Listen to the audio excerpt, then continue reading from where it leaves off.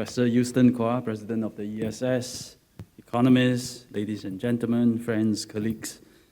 Today, speaking to a room full of economists, I'm inclined to confine myself to talk about markets and price, dollars and cents, but because I'm also health minister, I also need to talk about life and death, values and trade-offs.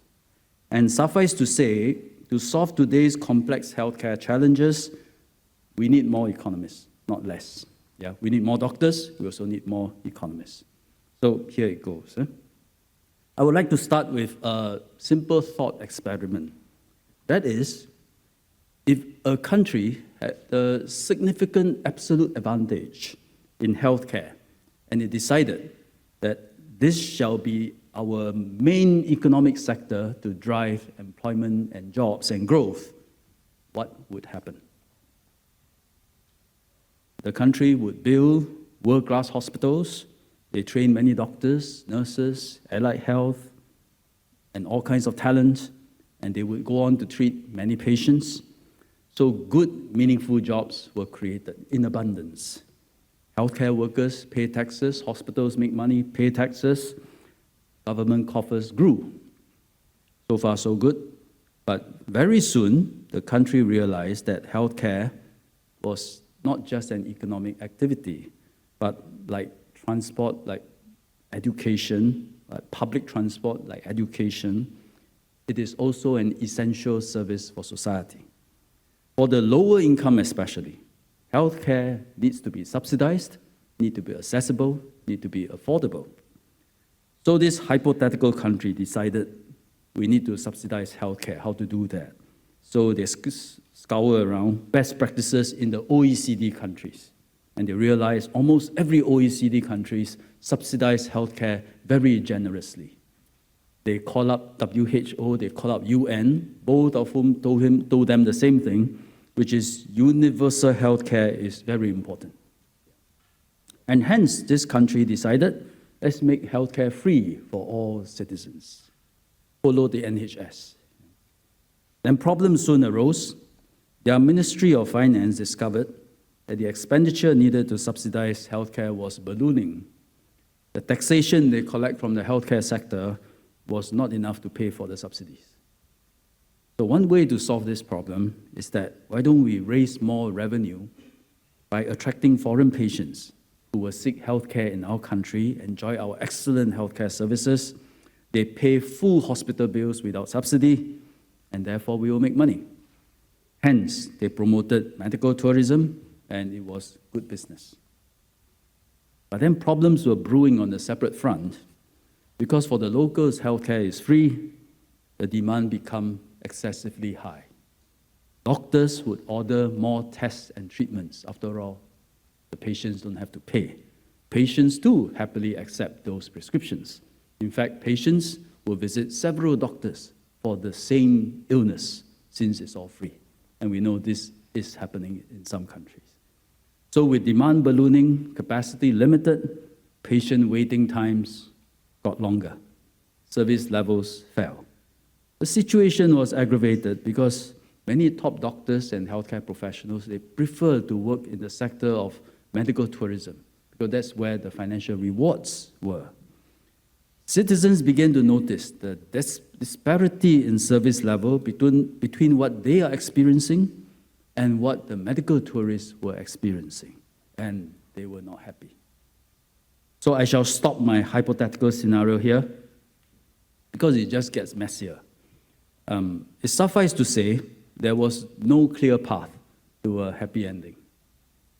So the basic point I want to illustrate is that the healthcare sector is complex.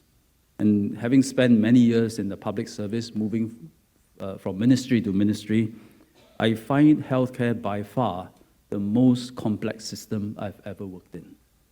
Like all public services, it is useful to examine healthcare from an economic lens so that we know how best to regulate, to govern the sector. In that regard, I will talk about three of the most salient economic challenges in healthcare today. Not exhaustive, but I think these are the three that I think most salient. The first and the most basic of all economic objectives is to match demand and supply of healthcare. But in healthcare, it doesn't work like a Marshallian demand-supply curve, where the price just moves to where demand cuts supply and problem solved. You've got equilibrium. It doesn't quite work like that. Supply of healthcare is limited and sticky, as it takes years to train healthcare professionals and build hospitals and facilities. Demand for healthcare, on the other hand, is potentially unlimited and very fluid. It's fueled by subsidies, but also emotions, such as fear, anxiety, and love, and often untamed by price. Some describe the task of allocating healthcare supply and demand as managing, they call the iron triangle. In monetary economics, there's this trilemma. In healthcare, there's also the iron triangle. And these are the three desired outcomes for healthcare. You want it to be affordable, you want it to be high quality, you want it to be accessible. The final analysis, just like monetary economics, is that healthcare authorities can achieve only 2 out of 3. You've got to sacrifice 1. Something has to give. In Singapore, we try to juggle all 3 and try to achieve most of all 3. And whatever we don't achieve, add up to 1. How a nation resolves this mismatch is a key factor in determining the performance of its healthcare system. In this regard, I think Singapore has done not too badly. Our average lifespan and health-adjusted life years, these are 2 key indicators, not sufficient, but I think these are 2 main indicators people look at. And for us, we are one of the highest in the world. Yet, we spend slightly less than 5% of our GDP on healthcare, which is less than the average, less than half the average of developed countries. So when I go overseas in WHO or the UN, this is one of the most common questions I get from my foreign counterpart, fellow health ministers. They ask, how did Singapore spend less, but you get more? You get more. They recognize that our health outcomes is actually better than their countries, yet we spend lesser as a percentage of GDP. Truth is, we have benefited from a young population who tend to be healthy, but it is aging rapidly, and this is driving up our healthcare expenditure.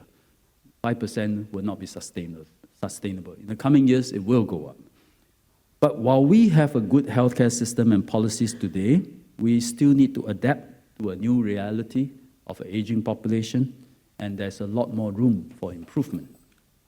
Nevertheless, it is useful to understand how different countries manage the iron triangle and the varied results they have produced. As an essential service, healthcare costs need to be socialized. That is, it has to be borne by society as a whole. How this is done makes all the difference to the performance of the healthcare system. So let's consider 2 examples, the UK and the US. Both are complex systems with many factors at play. But let me just highlight one key feature of both systems, which is how they are primarily funded. The UK decided to adopt what we call a single-payer model. That is, the government collects tax revenues and then pay for healthcare. And patients do not have to pay at the point of care. This is almost an ideology of the NHS. Socially, this is very just and very equitable, but there are significant downsides. Just like our hypothetical country, when healthcare is free, the demand will exceed supply. So today, there are 7 million UK patients waiting for treatment. UK healthcare workers work very hard. They feel underpaid. They have gone on strikes recently. The system is under a lot of stress, especially post-COVID-19 pandemic. Government healthcare expenditure is rising, and it needs to compete with other pressing needs, such as education. In the US, on the other hand, private insurance is a major feature of their healthcare financing. Insurance being self-financed through premiums is more sustainable than the single-payer model. There is less competition with other public spending, such as education and defense. Insurance also offers choice to the consumer, who can opt to pay more for better coverage. So it is a more market-based approach to socialize healthcare expenditure. However, in any country, there are rich people who can afford a lot and those who cannot afford anything at all. And for something so essential to life as healthcare, this market-based approach can be perceived as socially unjust and unfair, which is happening in the US. So people who cannot afford insurance premiums can be denied healthcare services, while the rich enjoy 5-star premium service. Whatever the starting point, most countries ended up with a mixed funding system. So while no UK government, the Conservatives or the Labour, will move away from the principle of free healthcare, free at the point of care, actually private insurance is available. Speak to a British, especially a professional, a businessman, ask them about NHS, they will tell you, actually, I got private insurance and I go to a private hospital. And therefore, for those who can afford the premiums, they skip the waiting lines and get prompt treatment. In the US, the Obama administration pushed for the Affordable Care Act, what they call Obamacare. So today, about half the national health expenditure in the US is already government funded, no longer that reliant on insurance. Singapore, we have always recognized the pros and cons of subsidies and insurance in socializing healthcare costs, and we decided to use both to pay for healthcare. We also added a third component, which is that of personal responsibility and co-payment through mandatory savings. And therefore, we add it all together. This forms our S plus 2M framework. S for subsidies, 2M is MediSave and MediShield Life. There is no Goldilocks optimal point or restful equilibrium in healthcare. I don't think so. Instead, it is a constant juggling act to complement these funding mechanisms to deliver the best value to our people with the least cost. That's challenge number one. The second major economic challenge in healthcare is to align the incentives of the three players, the three Ps. These are the payer, which can be the government or the insurance company, the provider, namely hospitals, doctors, and clinics, and then the patient who receives healthcare services. Unfortunately, these three players, in Chinese they say 同床异梦.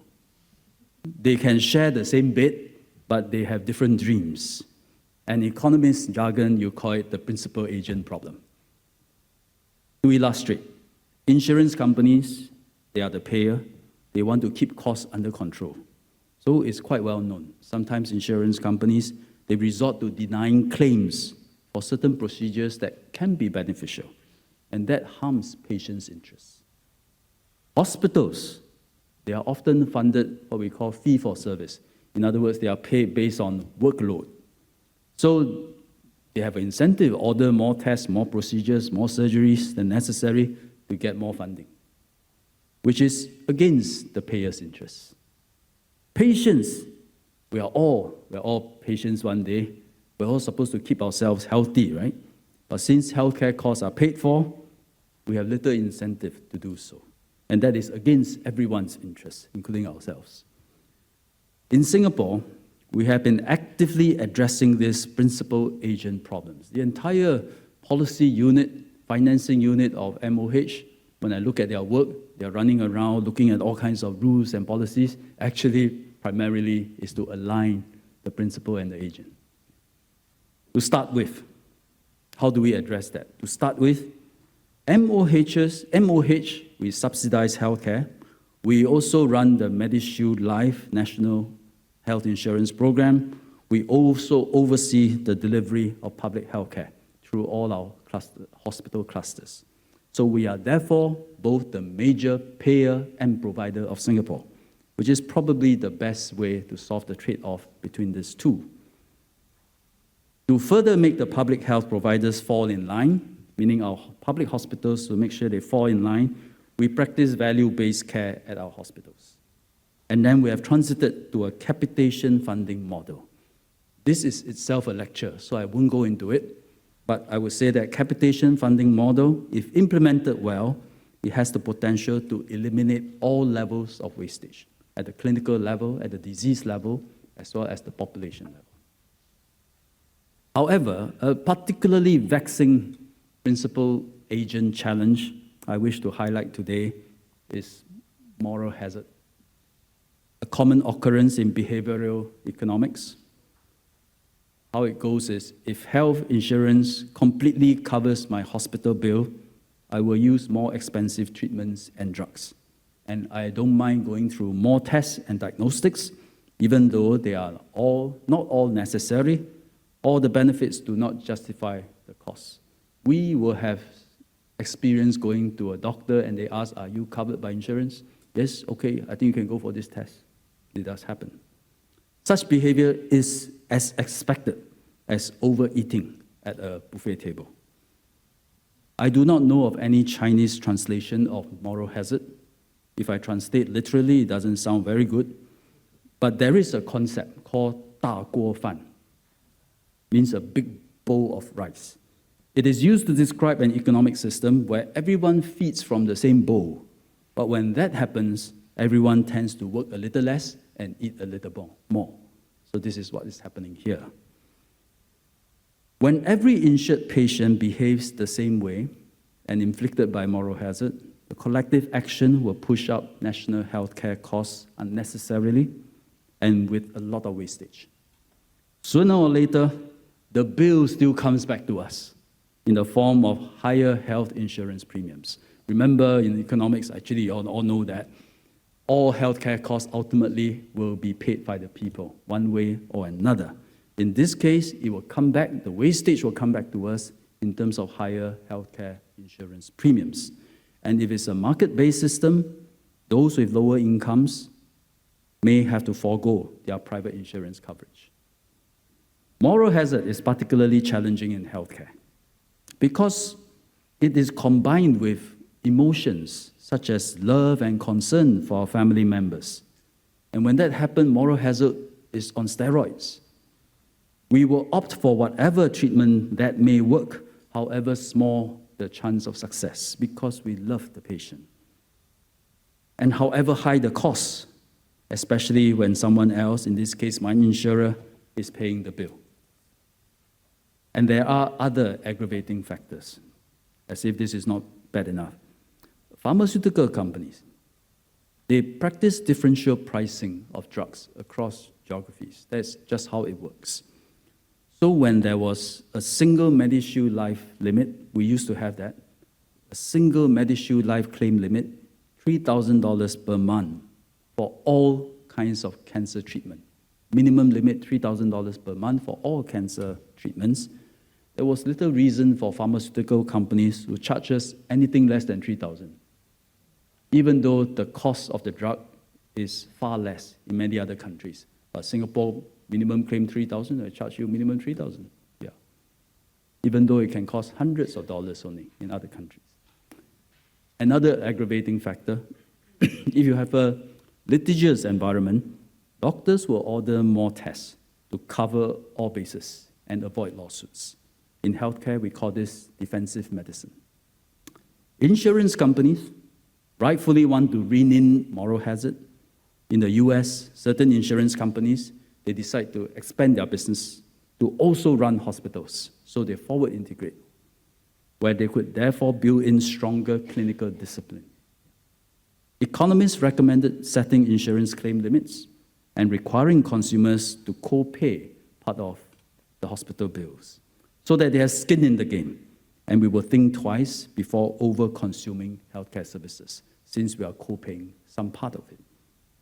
But some of the responses of insurance companies end up counterproductive as well. They know that customers always seek greater peace of mind.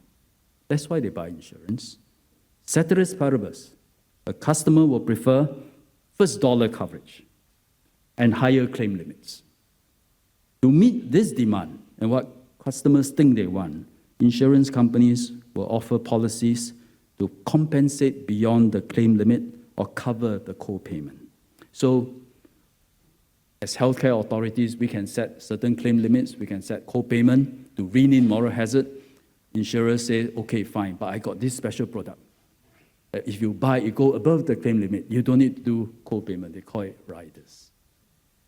We have witnessed many instances where winning market share and pushing sales get the better of insurance companies.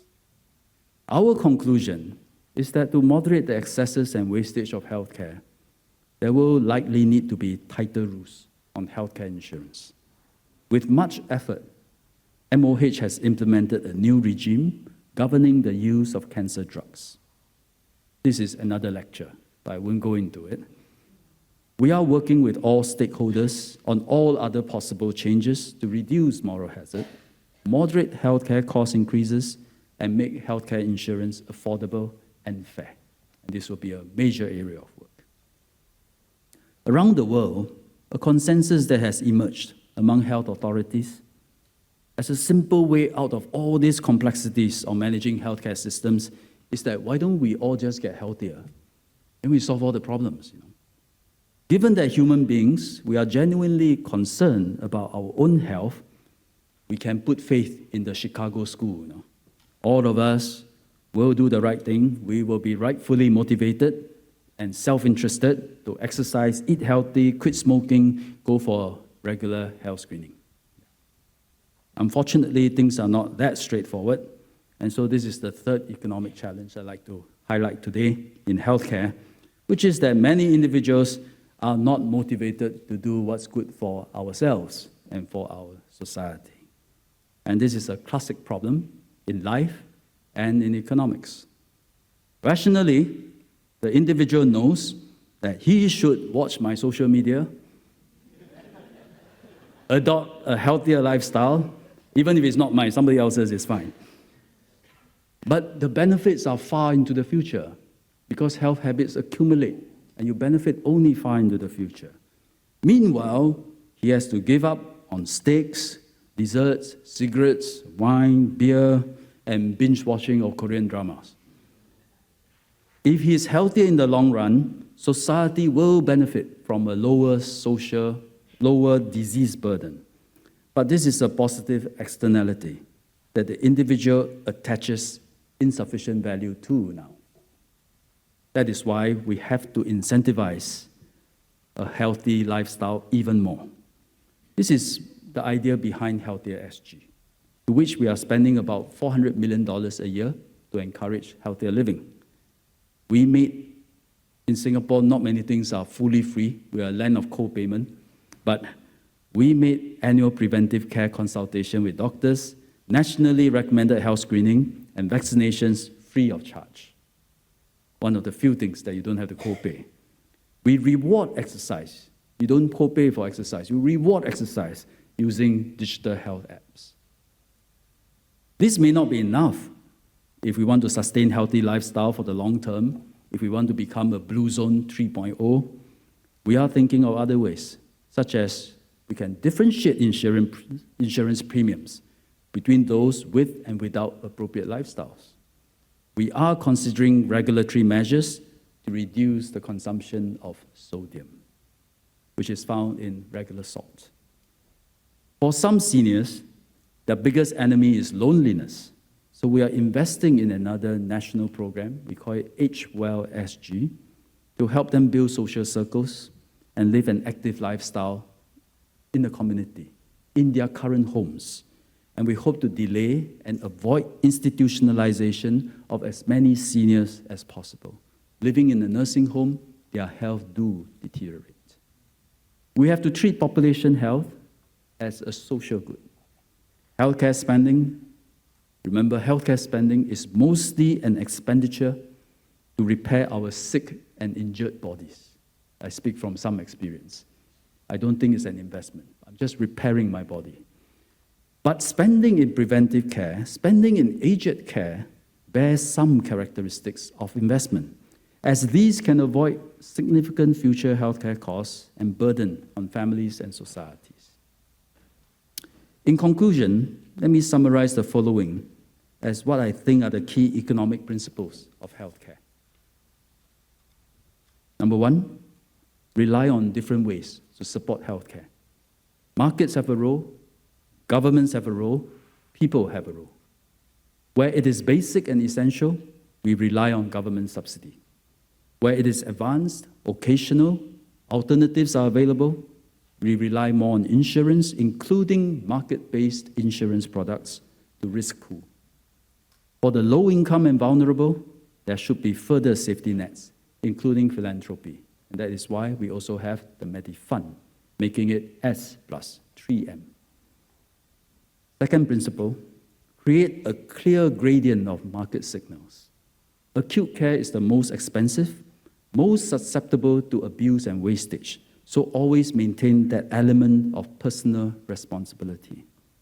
Then step-down and rehabilitative care eases the load for acute hospitals and should enjoy stronger support. Most terminally ill patients would wish to pass on at home in familiar surroundings in the presence of their loved ones. And I'm glad that with the support of our palliative care providers, home hospice in Singapore is actually free to these patients. Third principle, do not make an enemy of technological advancement. Technological advances such as digital health are helping people practice preventive care and holistic care in an easy, convenient, and even fun way. It has its use, but in healthcare, be mindful, there are also new drugs and treatments that can be beneficial to some patients with certain diseases, but at a very high price. Technological advancement in healthcare is quite different from other sectors. You associate them with better productivity, greater convenience, cheaper price, but in healthcare, often it means new drugs and treatments that can be beneficial to some patients, but at a very high price. Subsidizing these treatments carries a significant opportunity cost because the money can be spent elsewhere, in education, in public transport, in parks, in defense, etc. It is in human nature to make advances. We need to embrace scientific advances in healthcare, but we must always maintain clinical discipline to use technology the right way, and a strong system to evaluate cost effectiveness of drugs, treatments, and procedures. In many instances, existing care options are actually good enough, and that is why Singapore has now set up a robust system of health technology assessment. Fourth and final principle, have time on our side. This means being prepared to invest in holistic and preventive care and build up population health for the long term. The interventions to shape better lifestyles are always simple and much cheaper than running hospitals. Healthcare, it runs the length and breadth of economics. Every economic phenomenon, every distortion that we have studied, every challenge that we have studied can probably be found in healthcare. How exciting. A good healthcare system is fundamentally about the skills and passions of doctors, nurses, and healthcare workers, and a culture of good health amongst the population. And these are things that cannot be measured through our GDP, cannot be measured in dollars and cents, and which money cannot buy. But for everything else, there is healthcare economics. It is therefore my hope that our economists devote more time and attention to healthcare economics. By explaining some of the intricacies and complexities, I hope I piqued your interest. You can help, whether in strategizing the allocation of scarce resources to demand, how to resolve principal agent problems between the 3 Ps, or using behavioral economics to nudge people to adopt healthier lifestyles. There are many possibilities, endless possibilities, so much so that MOH, we are thinking of setting up an economics office with a chief health economist. That's still in the works. Economics and economists have much to offer in healthcare, and I think it will be a fulfilling and rewarding endeavor that can help shape the future of a super-aged Singapore to bring quality of life to Singapore beyond our GDP. Thank you.